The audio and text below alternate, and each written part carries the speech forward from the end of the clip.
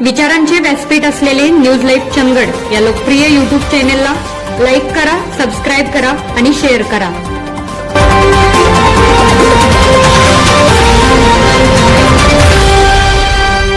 बरोबर आहे. बेळगाव वेंगुर्ला रस्त्याचं दुरुस्तीचं शुभारंभ झालेला आहे. आपण आता आपल्याला रस्ता मिळायच्या मार्गावर आहे आणि मी आज आले तर शिवाजी पाटील आपले आमदार त्यांनी विकासाची गंगा मी म्हणेल की चंदगडमध्ये आणली. 6 वर्षापासून ते कष्ट करतात आणि त्यांना अपक्ष म्हणून पण निवडून दिलं याच्यातच त्यांच्या कामाची पावती असं मला वाटतं. त्याचप्रमाणे आमचे माजी राज्यमंत्री अण्णा पाटील ज्यांना मी गाडीमध्ये खूप त्यांच्याशी बोलत होते आणि अण्णांनी त्यावेळेस मी म्हणेल की तुमच्या इथे ज्या पद्धतीचे धरणं तलाव ज्या पद्धतीच्या संस्था हे त्यावेळेस आणून ठेवलेल्या आहेत. मला एवढं सांगायचं आहे शिवाजीराव आपण त्याचा उपयोग घेऊ शकलो नाही.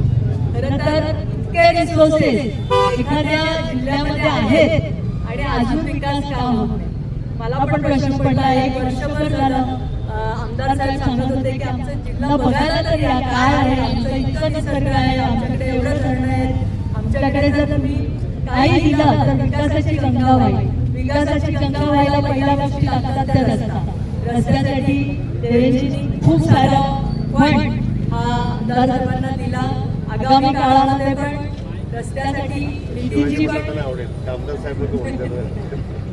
माझा लहान भाऊ आहे आणि आमदार खूप आधीपासून आमदार व्हायच्या पण खूप आधीपासून माझा घरचा मेंबर आहे.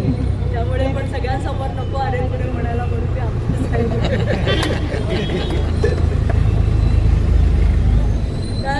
निधीची आज मी बघितलं असेल की संपूर्ण भारतभर जिथे जाईल तिथे गडकरींचं नाव येतं. ते पण आपल्याला सेंट्रलकडनं फंड देत आहेत. देवेंजींनी आज आमच्याकडे महाराष्ट्रामध्ये फार शेवटच्या टोकापर्यंतचे रस्ते आज करून दाखवले. त्यामुळे आपल्याकडे इन्फ्रा सगळं तयार आहे.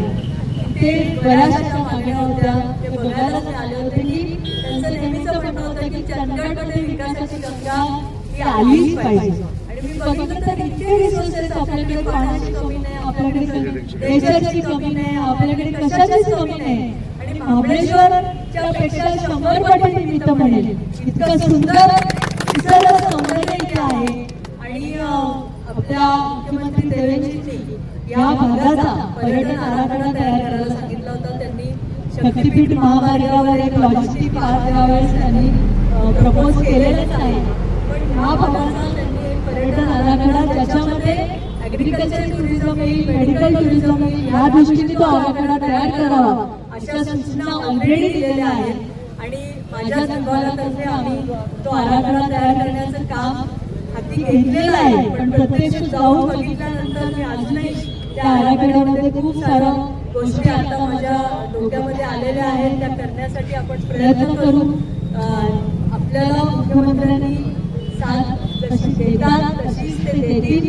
आणि मला असं वाटतं की एवढा सुंदर चांगला परिसर हा लोकांनी येऊन बघावा. आणि मगाशी त्यांनी सांगितलं की आवभगत करायला आमचे चंदगडवासी काही कुठं कमी पडणार नाही. तर अख्खं टुरिस्ट इथे यावं ही अपेक्षा नाही. तर मी या कामासाठी आपण सगळे मिळून लागू एवढी आशा व्यक्त करते.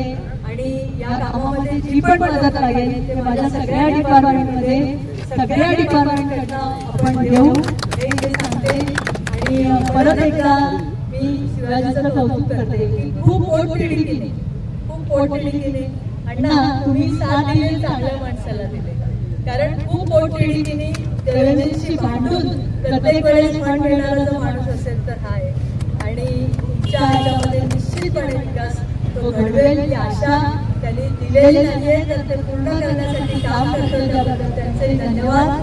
सगळे आपले सदस्य पदाधिकारी सगळे जोमाने त्यांच्याबरोबर कामाला लागा. जे काही सरकारकडनं मदत पाहिजे ते आम्ही देऊ एवढं सांगते. थांबते. जय हिंद, जय.